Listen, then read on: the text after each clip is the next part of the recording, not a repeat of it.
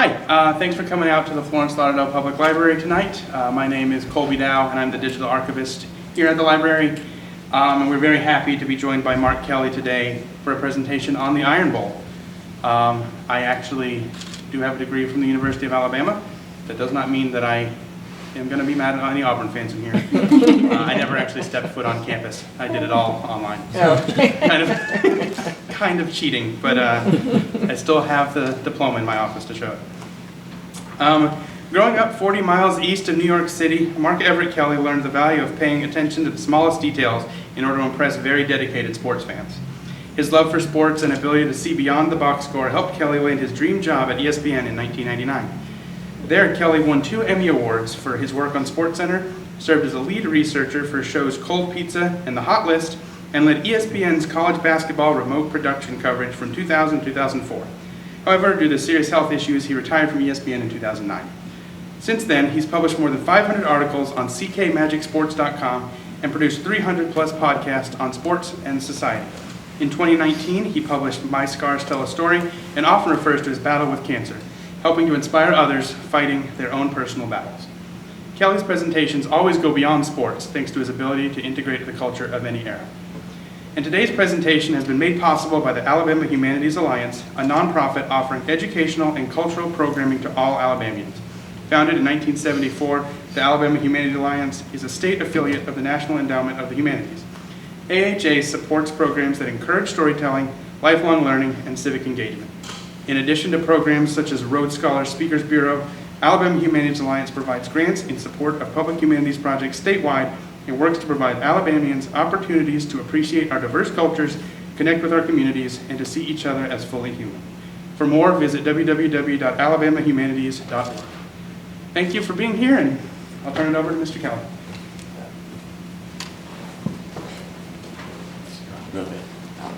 After that introduction, I'll see you later. I'd like to thank the library for having me here. Getting together and talking about sports to me is so fun. Often I joke, I substitute teach in Calhoun County, and the kids like to tease me because Mr. Kelly knows everything about sports. So they'll say, "Hey, Mr. Kelly, you won a Super Bowl in 1978. I'll say, "Okay, well, first of all, you don't go by years, you go by numbers. Super Bowl 13, and the Steelers beat Dallas 35-31. Terry Bradshaw won the MVP and was played at the Orange Bowl."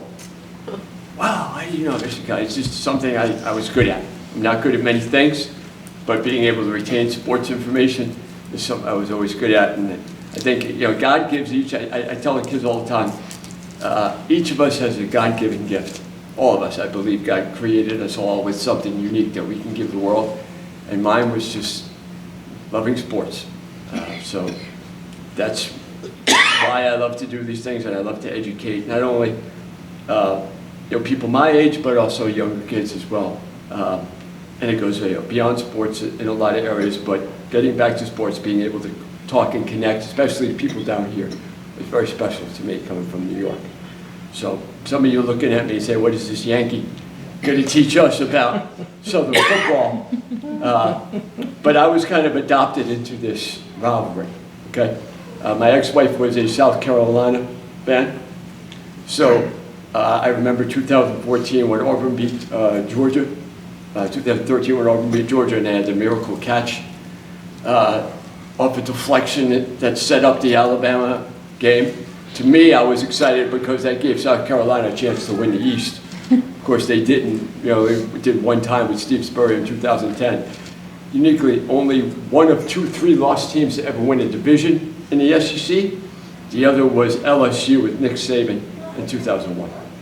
So, just a little bit about that.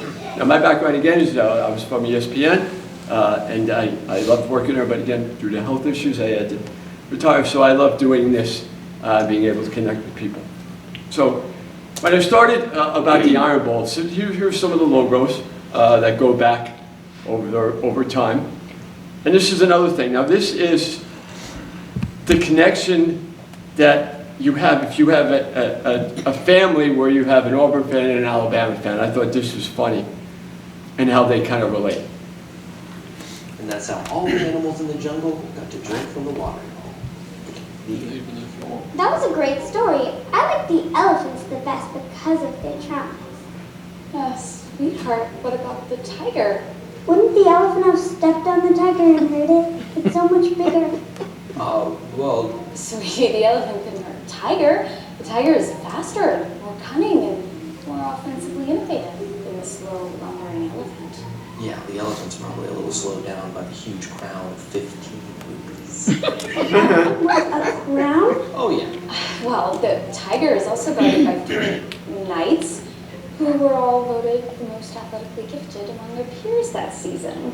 Wow! How did the knights get to the jungle? Probably on a plane with several influential boosters and trustees. If you want to make it to the watering hole every year, you have to have a You didn't certain... make it to the watering hole last year, did you? No, we didn't, but when we do make it to the watering hole, we drink. What happens to the animals who don't make it to the watering hole? They die. Look, sweetie, the most important thing to the tiger is the idea of family. I think both animals sound pretty cool. Yeah, the tiger does sound pretty cool, doesn't it, sweetie? Here. Mr. Squiggles? And you know, another great thing is I can lay this out for you one day for school. And you make these in little kid sizes, too, so...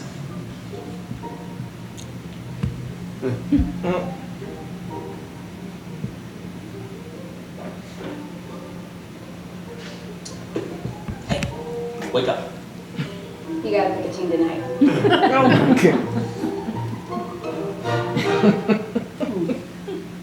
The group who did that was a group called SEC Shorts. If you've ever seen them online, they are hysterical. They do many funny things, funny skits about the SEC. I had a chance to interview them back in 2019. One guy's an Alabama fan, one guy's an Auburn fan. So they're able to connect. And so many different things they do are so hysterical. So if you get a chance to see them online, check them out. All right. Now, I talk with my hands a lot being Italian. So if I do it a little too much, you know why, okay?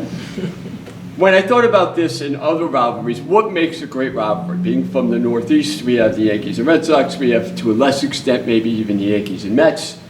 But college football rivalries are very special overall. If you talk to a Michigan State fan, or if you talk to an Ohio State fan, or if you talk to a Clemson fan or a South Carolina fan, these things matter to me. Deep. Now, actually, there was a time in 1994 where ABC had to choose whether they show a Michigan and Ohio State game or Alabama and Auburn. Now, one started at 12, another started at 3, so they could have aired both games. But the Alabama-Auburn game had an undefeated Alabama team and an undefeated Auburn team who was coming off a perfect season, but they were not bowl eligible. And what does ABC decide to show? Michigan and Ohio State, because they thought it was a bigger game. So that just gives you an idea. When they say Northern advantage, there is such a thing, I think, having worked at some of the major networks, that does have something to do with their decision making in one of the biggest games you would think in Iron Bowl history. Now the game's on nationally, so you don't have to worry about it. But the location, you need teams to be close to each other in order for a rivalry to really matter. You want fans being able to talk to each other or have bragging rights. Success. You don't want 2 0-11 teams playing every year. You want it to matter. In 2019, can we stop Alabama from having a rematch against LSU in what would have been one of the greatest college football games ever? They were able to do that. Consistent meetings, you got to play every year. If you play once every 5 years or once every 10 years, it's not going to matter as much. You got to have consistent meetings with players you can relate to. Importance of games, 2017, you have a number 1 ranked Alabama team going in there. Now they still won a national championship, so they were able to get to the last lap ultimately. But Auburn got the bragging rights advantage by beating them that year. So the importance of games matters. Great players and coaches, Bear Bryant, Suge Jordan, Armani Cooper, Sammy Coates, even if you're an Auburn fan, Jeremiah Johnson, who threw for the most passing yards ever, 456 in this rivalry. Some are big names, some aren't, but having great players and great coaches involved helps, and memorable moments. How do you decide? When I was putting together this presentation, I couldn't do a top 10 overall as far as games because when Auburn beats Alabama, and let's just be, obvious, it matters more. Alabama can't say, well, okay, they're supposed to win. So you really can't do a fair top 10 overall because there would be all Auburn games. So I did top 5 Auburn, top 5 Alabama. But if you're Auburn, how do you decide between 2013 and 2010? Both were so big, you can't really decide, well, is a more memorable moment Cam Newton coming back from 24-0, or is a more memorable moment a kick 6? So these are the things that matter in great rivalries. Now looking back at the history, why did this start? Why was there a divide between Alabama fans and Auburn fans? Well, this goes all the way back to the Morrill Land Grant Act of 1862. Justin Morrill was a senator, or a member of the House of Representatives from Vermont. And they decided to start to grant agricultural universities. They wanted to build them across the United States. And one of the senators today said it was probably one of the biggest laws passed in the history of Congress because it gave the ability for regular folks to have access to education. Back then there was still a little bit of the elite getting access to colleges, and then all of a sudden Michigan State in 1859 was the first federally funded land grant act that provided for an agricultural college and the mechanical arts. They wanted to be able to build those types of colleges across the United States. Now obviously in the 1860s, when the act was passed and signed into law by Abraham Lincoln in 1862, Civil War was going on, so it really couldn't affect Alabama. Alabama in the 1870s voted on it.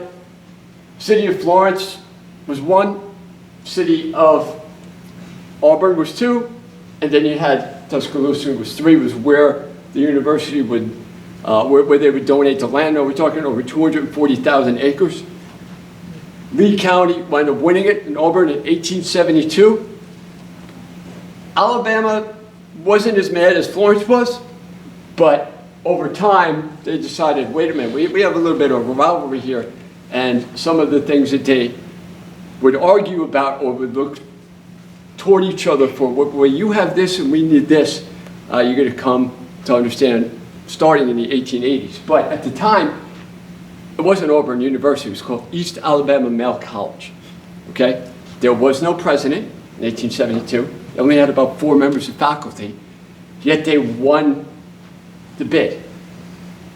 Now, if you talk to Alabama fans, there's a theme. Auburn cheats.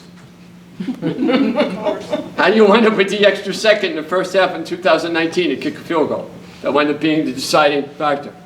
How do you wind up in the kick 6 game? The game was supposed to be over in regulation, but we'll put another second back on the clock. It's supposed to favor Alabama, but it doesn't. So we put all offensive linemen on the field, and then all of a sudden you hear Chris Davis, there's an opening, an answered prayer.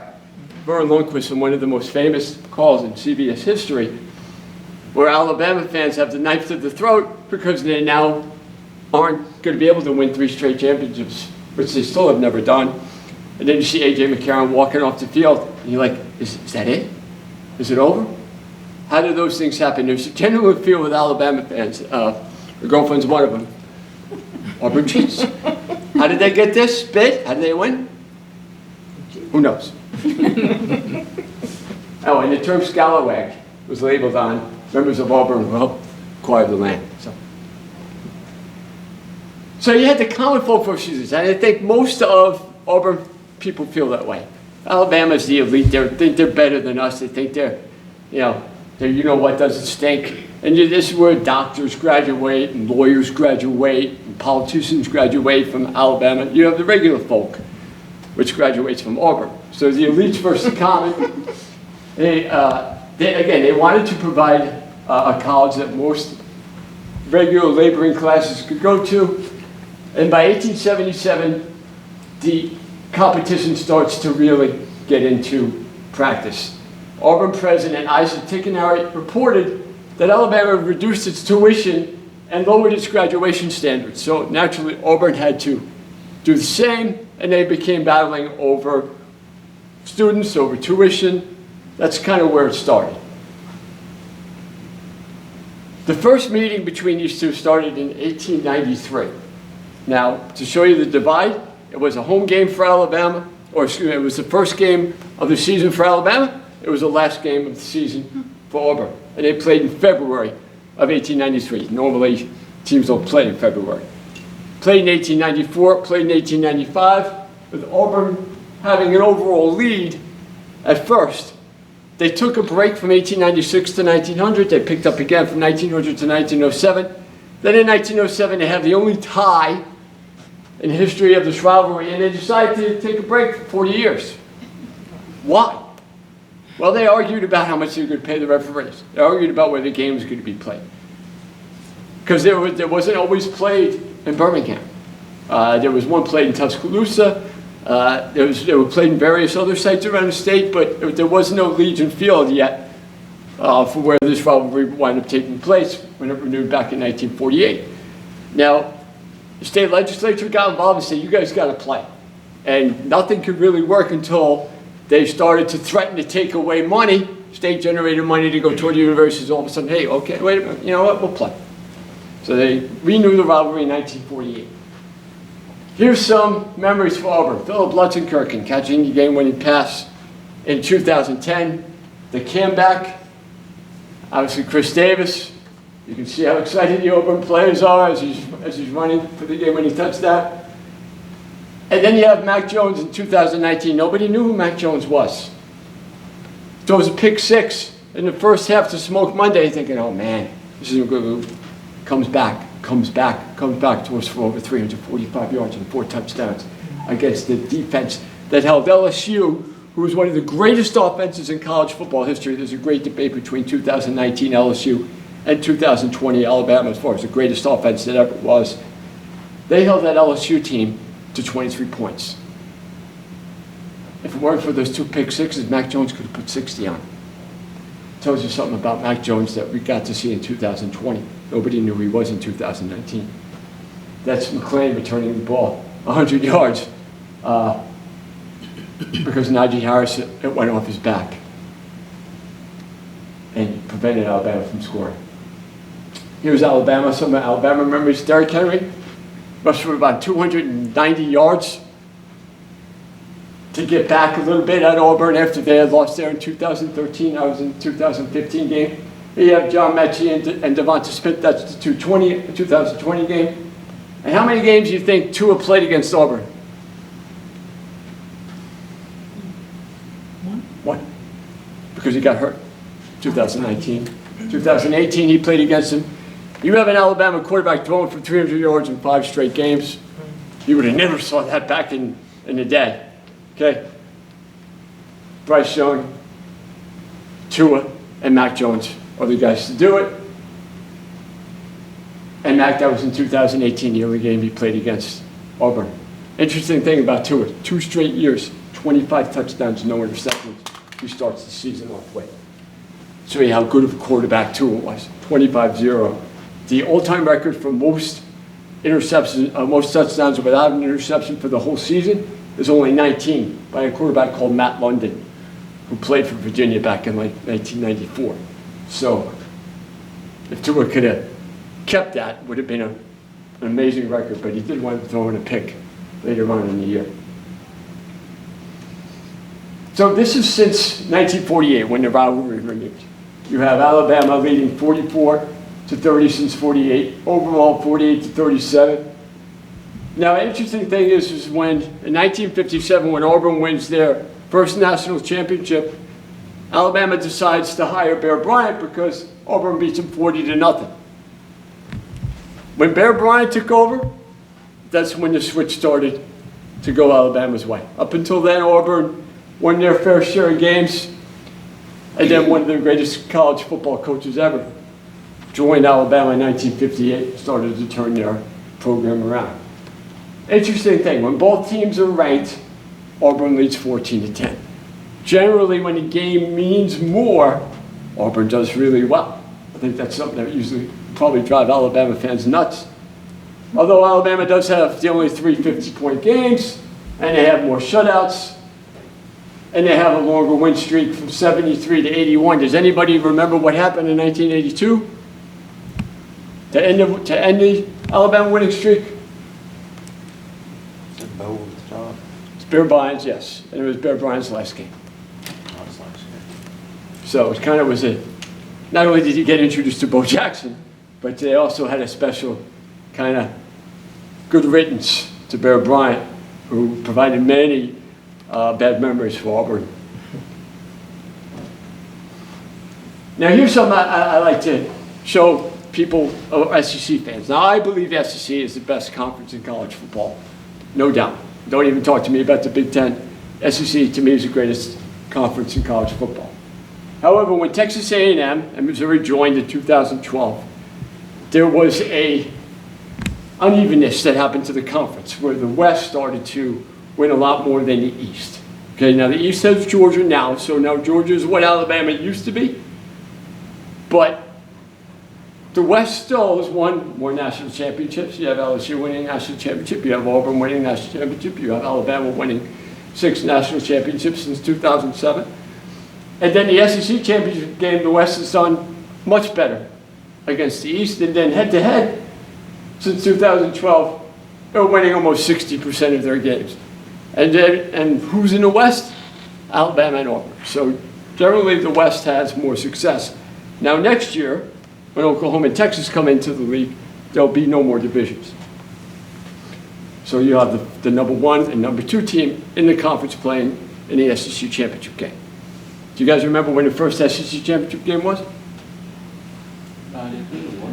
92. Between Alabama and Florida.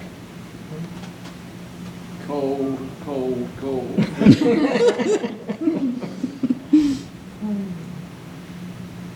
So Nick Saban, Alabama, obviously there's a connection to that since he came in 2007. Alabama's dominated like no team in college football history. Not only have they won 6 national championships, but he's won almost 87% of his games in the best conference in college football. That's amazing. I mean, that is not ordinary. No one else has been able to do that. 10 SEC West titles, 8 SEC championships, 6 national championships. The next best winning percentage over that time period in the SEC is Georgia, who's now won something like 24 straight regular season games in the SEC. So they have a pretty good record now, but it gives you an idea. Still nowhere near how good Alabama is in the Nick Saban era. And he puts players in the NFL. 44 first-round selections, the most ever in college football history, besting Joe Paterno, who had the record before him. And as you'll also see, they've also drafted a player in the first round for 16 straight years, which is an NCAA record, breaking the University of Miami. Here's the head coaches, okay, in this rivalry. Cornell Williams only got 1 shot. Brian Arson only got 1 shot. Now, Gus Malzahn, you'll see a little more of him later. How do you beat Alabama 3 times and get fired? That's the most important thing, you would say, right? What do we know about Mike Shula and Bill Curry? That's not going to cut it, okay? Bill Curry, one of the nicest people you'll ever meet, who I worked with at ESPN, a sincere, godly man, just a wonderful person. He knew in 1989, after he lost in the first game ever at Jordan-Hare Stadium, the number 2 Alabama team goes in there and loses, and they're 0-3 all the time against Auburn.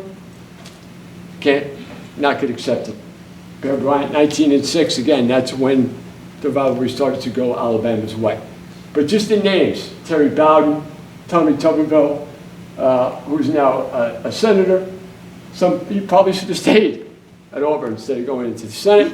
And then you have, there was a guy who was hired by Alabama but never coached the game. Anybody remember who he is? Mike Price. Mike Price. Why?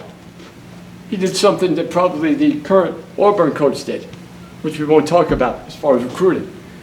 But when you do those types of things as a head coach, you can get into trouble. So I mentioned about Gus Malzahn and winning 3 games. Only Les Miles has as many wins against Nick Saban in his time at Alabama. Then we have another guy who's going to get a chance to see if he can reach that number when they play in a couple weeks. Hugh Freeze beat him twice at Ole Miss, one of the few coaches, along with Les Miles, to win against Alabama in back-to-back years in the Nick Saban era. Those things are very rare. Nick Saban's only lost 27 games as a head coach at Alabama.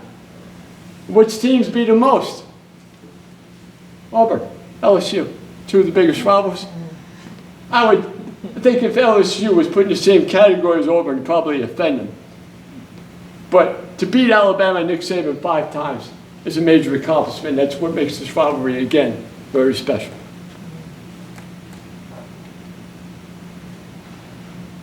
Weird things happen to Alabama at Jordan-Hare Stadium. Weird things happen to Nick Saban at Jordan-Hare Stadium. You know why? That's a real legit statistic. Because at LSU, he was 0-3 at Jordan-Hare Stadium. So he just doesn't win there. And not only that, they lose in weird ways.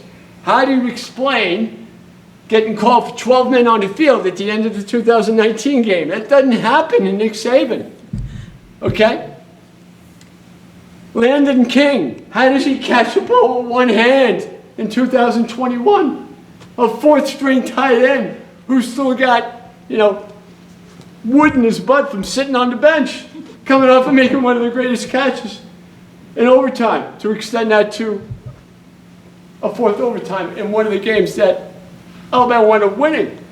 But we're losing 10-3, and thanks to Tank Bigsby running out of bounds, that's the only way that they won that game and got to play for the national championship against Georgia after defeating them in the SEC championship game. And then you have the kick 6. I mean, so many weird things happen at Jordan-Hare Stadium for Nick Saban. Now, overall, you look at how he plays when they get at home, the point per game differential up almost 5 points differently overall than it is against Auburn at Jordan-Hare Stadium. 4-7 overall, 4-4 at Alabama. Here are the last 5 games at Auburn. Okay? Now again, 2021, they won 24-22, 4 overtimes. 2019, again, it stopped them from getting a chance to play for the national championship. Number one, because they don't really have a field goal kicker. Now they do, but back then they didn't.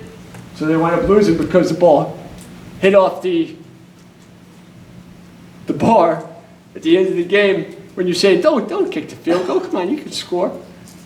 So they wound up losing that game. But Auburn at number 16, Alabama at number 5, you look at their wins, 10-1, 10-1, 11-0, 10-1, 11-0. These are great teams. Coming into Auburn, you have a non-ranked Auburn team in 2021. Alabama has to play to the end in order to survive. And in 2017, number 1 ranked Alabama team goes into Auburn and loses. It just seems they couldn't do anything right. Jalen Hurts in one of his games against Auburn. So Nick Saban in Alabama, and if you ask any Alabama fan, this is a place they generally don't want to play. And then, of course, you have the 2013 game, which prevented Alabama from winning 3 straight national championships. I will say this, however. In 2011 and 2017, you have Alabama teams that did not win their division, but still won a national championship. So things like that, if you're good enough, can happen. Now, this is overall in the Nick Saban era. For Alabama, most rushing yards, Derrick Henry, who had the 290-yard game as well. Most touchdown passes. Now, A.J. McCarron played 4 games in this rivalry, so obviously he could have thrown more touchdown passes. T.J. Yeldon has the most rushing touchdowns. For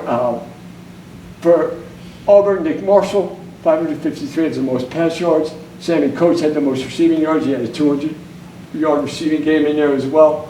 And just some names that you would remember from the rivalry. Daniel Carson, 13 field goals. You have 9 different Alabama players only intercepted 1 pass, and then you have Daniel Thomas intercepting 2 passes. This is in the Nick Saban era, where you have Alabama winning 11 of the 16 games, averaging over 34 points per game and 433 yards per game. An interesting thing in this is that generally you think of Auburn running for touchdowns, Bo Nix and Robbie Ashford, they're the most rushing touchdowns with only 2. So despite Auburn running for 318 yards last year, which was a record against Nick Saban, they generally don't run for offensive touchdowns in this rivalry. So here's some little tidbits and nuggets that you can tell people, look smart. Maybe most people don't know. These are things that I've researched and I thought were very interesting that go beyond a rivalry. What is generally the criticism about Alabama quarterbacks? They don't make good pros. I mean, you went from Richard Todd in 1976, being a Jet fan, I don't really love Richard Todd, but 1976 to Tua in 2020, as far as the last quarterback to be drafted in the first round from Alabama. However, you have 3 Alabama quarterbacks that have started and won Super Bowl. Bart Starr won the first 2, Joe Namath won Super Bowl 3, and then you have Kenny Stabler winning Super Bowl 11. Only one other school has done that, Purdue. Drew Brees, Bob Greasy, and Len Dawson. That says something about Alabama. Okay, that number should be 16, but is now the record for most consecutive first round picks, most consecutive years with the first round pick. Here's something that Auburn fans could always hold over Alabama until last year. Hey, we got 3 number 1 picks. How many you got? Until last year, the highest pick for Alabama was a guy called Cornelius Bennett, who was drafted number 2. Bryce Young last year was the number 1 draft pick. So you have 1 for Alabama, but Auburn has 3. You know who they are? Cam Newton, 2010. Bo Jackson, 1985. Tracy Rock. Pat Sullivan? Oh. Andre Bruce, 1987. Only Oklahoma has had more number 1 picks overall, and they're tied with Ohio State. So that's pretty good. I think if you're Auburn, that's something you can definitely hold up as significant in your history. Yeah, Robbie Ashford last year, he joined Carnell Williams as the only Auburn player to rush for more 1 touchdown in a single game since 2000. Carnell Williams rushed for 2 in 2003. Bryce Young joined Mac Jones as the only Alabama quarterback to post multiple 300-yard games versus Auburn. Like we said, Alabama quarterbacks throwing for 300 yards didn't really happen before they expanded their offense. And also, you have Alabama offenses that would average 50 points a game from like 2018, 2019, 2020. So their offense just took off, starting with passing under Lane Kiffin.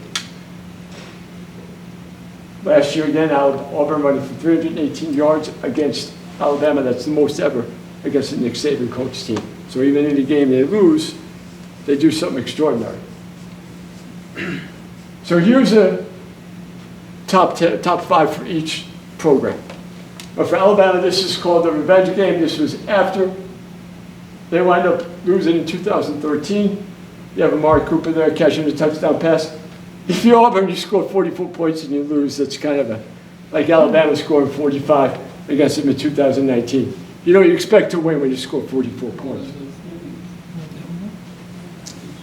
For Auburn, honorable mention is the first game at Jordan Hare. Now, up until that point, they played in Birmingham.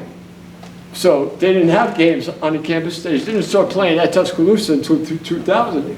But 1989, his first game at Jordan Hare, you have a number 2 ranked Alabama team losing 30-20. And now I think that was a big deal for Auburn being able to get a game on their campus. So top 5 for Auburn. Again, I'd love to hear from Auburn Alabama fans if they agree with these lists. But you have first ball over the top, which again ended a 9-game winning streak for Alabama and also introduced the world to Bo Jackson. He was able to beat Bear Bryant in his last game. Punt, battle, punt. Now this is something that really sticks in Alabama fans. Why?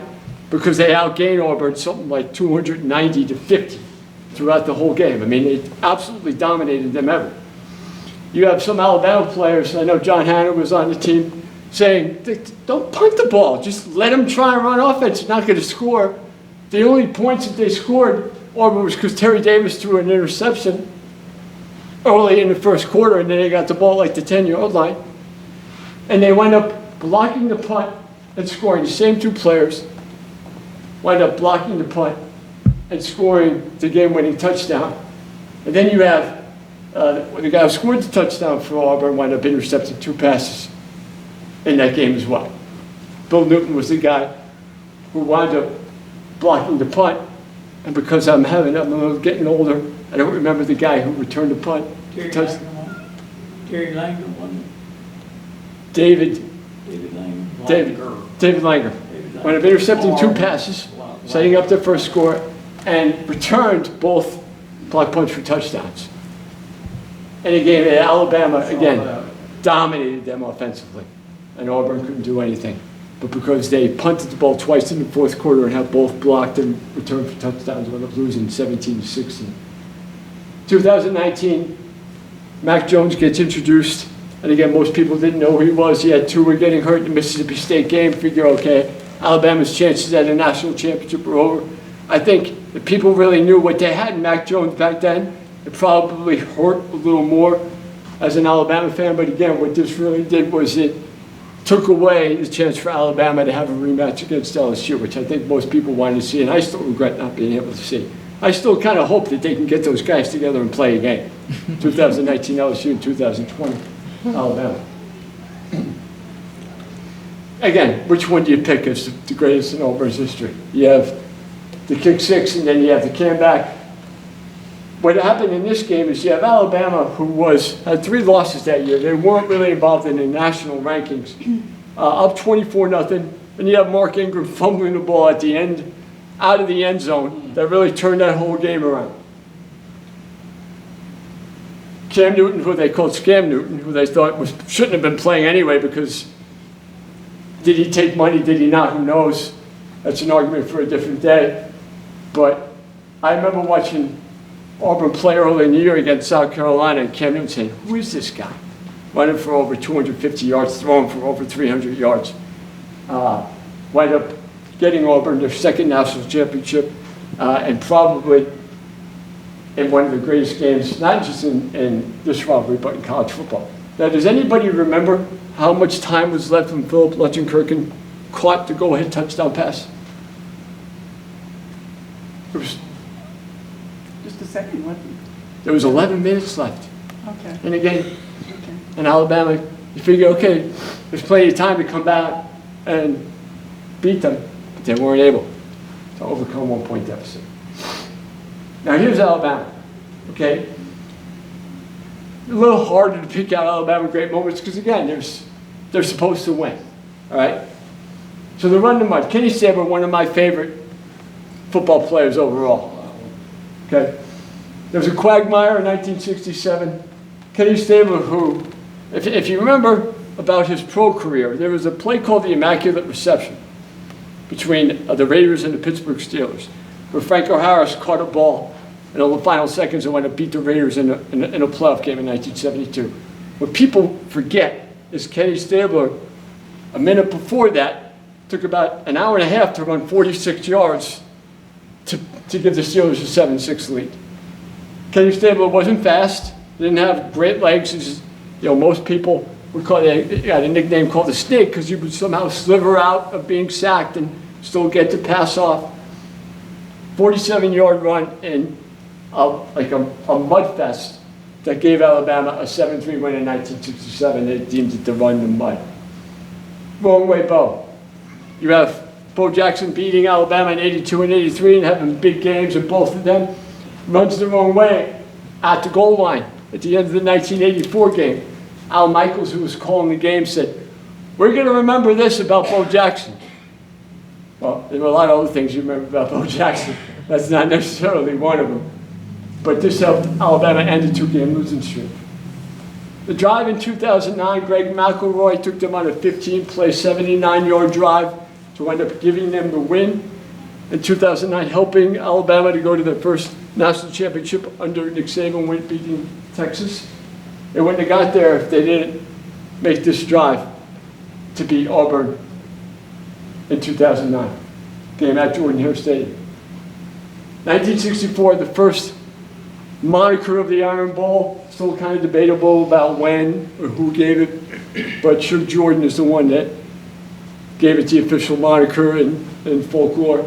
And you have Alabama winning with quarterback Joe Namath, 21-14. Then you have a kick. Fan Tiffin, her son wound up playing for Alabama later. To me, who knows if this is the greatest moment, but I think the fact that when Alabama gave up the lead with about a minute left, most people thought that game was over because Alabama just didn't have a 2-minute offense then. They were able to come down. Tiffin is a 52-yarder, but back in 1985 was a big deal, a 52-yard field goal. Again, my name is Mark Everett Kelly. My website's so-called CK Magic Sports. Now, on there I compare greatest Alabama running backs, greatest Auburn running backs. There's a really good argument to be made for Najee Harris over Bo Jackson, but that's like, who can you pick over Bo Jackson? Probably one of the greatest athletes I've ever seen and one of my favorite athletes. Comparing wide receivers, comparing quarterbacks. So again, I delve a little bit deeper into the rivalry. If I were to show those here, it would take about 15 minutes each. Describing, is James Brooks and Cadillac Williams better than Sean Alexander and Derrick Henry? There's so many arguments and debates you could have, but I get into that a little more on my website. So being from North again, I want to do this justice because I know how serious you guys take it and I know how much it means to you. So I hope I did that. I hope I provided a little bit of memories and honored the great rivalry between these two teams. Thank you. And, any questions?